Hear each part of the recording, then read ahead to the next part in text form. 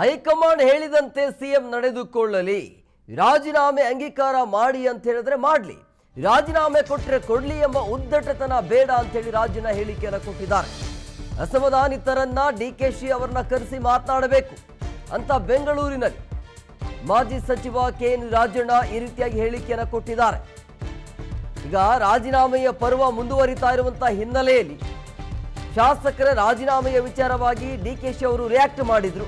ಅವ್ರು ಹೇಳಿದ್ರು, ಯಾರು ಕೊಡ್ತಾರೆ ರಾಜೀನಾಮೆ ಕೊಡ್ಲಿ ಅಂತೇಳಿ, ಹಿಂದೆ ಮುಂದೆಯೂ ಕೂಡ ನಾನು ನೋಡೋದಿಲ್ಲ, ಅವರ ರಾಜೀನಾಮೆ ಅಂಗೀಕಾರ ಆಗತ್ತೆ ಅಂತೇಳಿ ಡಿಕೆ ಶಿವಕುಮಾರ್ ಅವರ ಹೇಳಿಕೆಗೆ ರಾಜಣ್ಣ ತಿರುಗೇಟನ್ನು ಕೊಡ್ತಾ ಇದ್ದಾರೆ.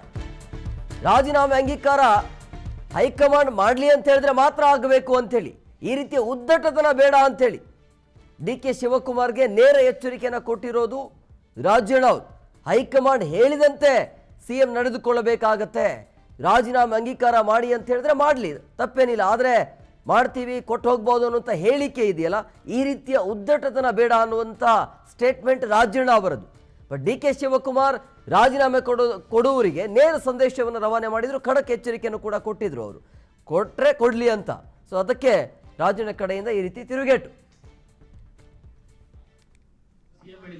ರಾಜೀನಾಮೆ ಕೊಡ್ತೀನಿ ಅಂತ ಯಾರನ್ನ ಬಂದ್ರೆ ಹೈಕಮಾಂಡ್ ಹೇಳಿದೆ ಅಂತೆ ಸರ್, ಆ ತರದ್ ಯಾವ್ದಾದ್ರು ಬಂತಂದ್ರೆ ರಿಸೀವ್ ಮಾಡಿ ಅಂತ ಹೇಳಿದೆ ಅಂತೆ. ಹೈಕಮಾಂಡ್ ಹೇಳ್ದಂಗೆ ಅವ್ರು ನಡ್ಕೋಬೇಕಲ್ಲ, ಅವರು ಹೈಕಮಾಂಡ್ ಹೇಳ್ದಂಗೆ ನಡ್ಕೊಳ್ಳಿ.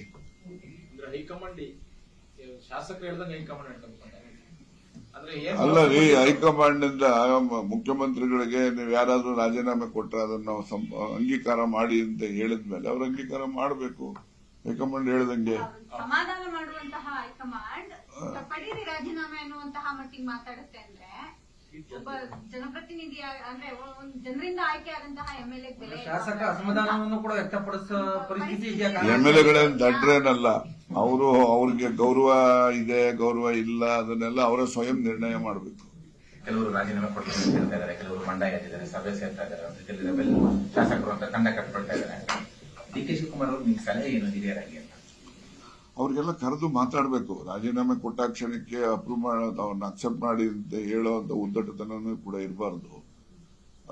ಅವ್ರನ್ನ ಕರೆದು ಸಮಾಧಾನ ಮಾಡಿ, ಇಲ್ಲಪ್ಪ ಮುಂದೆ ಅವಕಾಶಗಳಿದ್ದಾವೆ, ಈಗ ಎಲ್ಲರಿಗೂ ತೃಪ್ತಿಪಡಿಸಕ್ ಆಗೋದಿಲ್ಲ, ಇರ್ಲಿ, ನಿಮ್ಮ ಯಾವುದೇ ರೀತಿ ನಿಮ್ಮ ಗೌರವಕ್ಕೆ ಚ್ಯುತಿ ಬರದ ರೀತಿ ನಾವು ನಡ್ಸ್ಕೊಳ್ತೀವಿ ಅಂತ ಹೇಳಿ ಒಂದು ಸಮಾಧಾನ ಮಾಡಬೇಕು. ಎಲ್ಲರೂ ರಾಜೀನಾಮೆ ಅಕ್ಸೆಪ್ಟ್ ಮಾಡಿಸ್ಕೊತೀವಿ ಅಂತ ಹೇಳಿದ್ರೆ ಅದು ಸರಿಯಾದಂತದ್ದಲ್ಲ.